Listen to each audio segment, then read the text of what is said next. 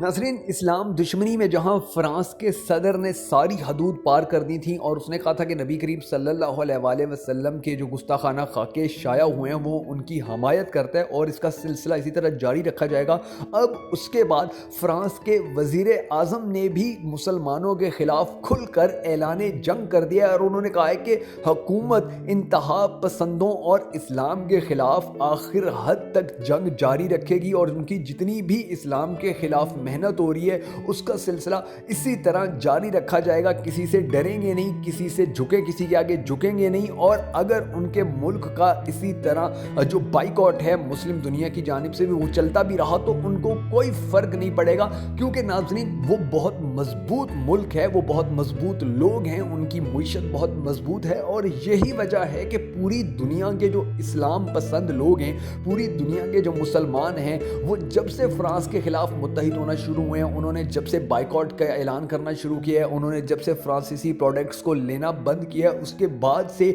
सोच तो ये रहे थे मुसलमान कि अब फ्रांस को सबक मिल जाएगा, अब फ्रांस रुक जाएगा, अब फ्रांस मुसलमानों और इस्लाम के ख़िलाफ़ जितनी भी साजिशें कर रहे हैं उनसे बाज आ जाएगा। मगर ये मुसलमानों की गलत फहमी थी। अब देखेंगे फ्रांसीसी वज़ीर आज़म ने भी खुल के जब ऐलान कर दिया है कि हम मुसलमानों के ख़िलाफ़ अपनी जंग इससे ज़्यादा जोश से लड़ते रहेंगे, इससे ज़्यादा जोश के साथ मुसलमानों के खिलाफ काम करते रहेंगे, तो अब हम सबको कम से कम ये ज़रूर सोचना होगा कि अब मुसलमान ममालिक अगर इकट्ठे नहीं होते हैं तो फिर इनकी तबाही और इनका ज़वाल यकीनी है। और ज़वाल में तो मुसलमान पहले ही हैं, मगर जो मज़ीद ज़वाल आएगा वो फिर हमें मुकम्मल तौर पर कफ़ार का ग़ुलाम बना कर रख देगा। अब एक तरफ हम इस बात पर रो रहे थे कि नबी करीम सल्लल्लाहु अलैहि वसल्लम की गुस्ताखी हो गई है, उनकी शान में जो गुस्ताखाना खाके शाया किए गए हैं उनके खिलाफ हम एहतजाज कर रहे थे, तो दूसरी तरफ फ्रांस के सदर ने ऐलान कर दिया कि जी हमारी ये जंग जारी रहेगी। और उसके बाद जब ये मुजाहिरे तेज़ हुए, उसके बाद जब फ्रांस के हालात ख़राब हुए, जब फ्रांस के अंदर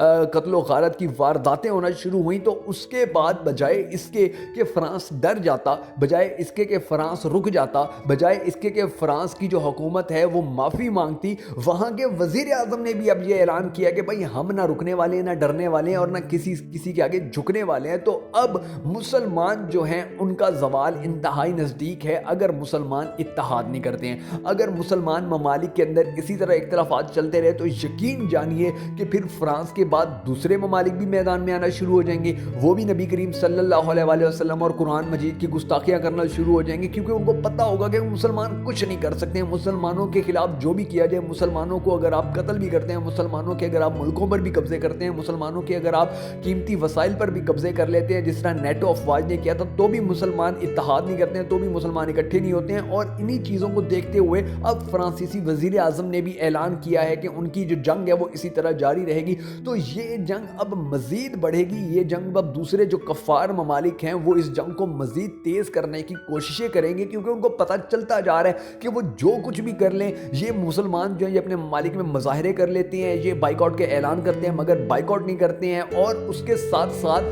ये जो फ्रांस के ख़िलाफ़ हुकूमती सतह पर इक़दाम उठाने की ज़रूरत होती है उसकी तरफ तो ये बिल्कुल जाते ही नहीं है। तो उनको वाज़े तौर पे पता है कि भाई हम मुसलमानों से ना पिटने वाले हैं, ना डरने वाले हैं, ना मुसलमान हमारा नुकसान कर सकते हैं। और यही चीज़ उनको अब मज़ीद बहादुर कर रही है, उनको मज़ीद हौसला दे रही है। और अब उनकी जो हुकूमतें हैं वो भी खुलकर इन गुस्ताखाना खाकों की अशात की हमायत कर रही हैं, वो इस्लाम मुखालिफ मुजाहिरों की हमायत कर रहे हैं, वो इस्लाम मुखालिफ जो पम्फलेट चलते हैं उनकी हमायत कर रहे हैं और इस्लाम को नुकसान पहुँचाने वाली तहरीकों की हमायत कर रहे हैं। और अगर अब भी मुसलमान मुत्तहिद नहीं होंगे तो मुसलमानों की जो तबाही, बर्बादी और ज़वाल है उसको भी फिर आने से दुनिया की कोई ताकत नहीं रोक सकेगी।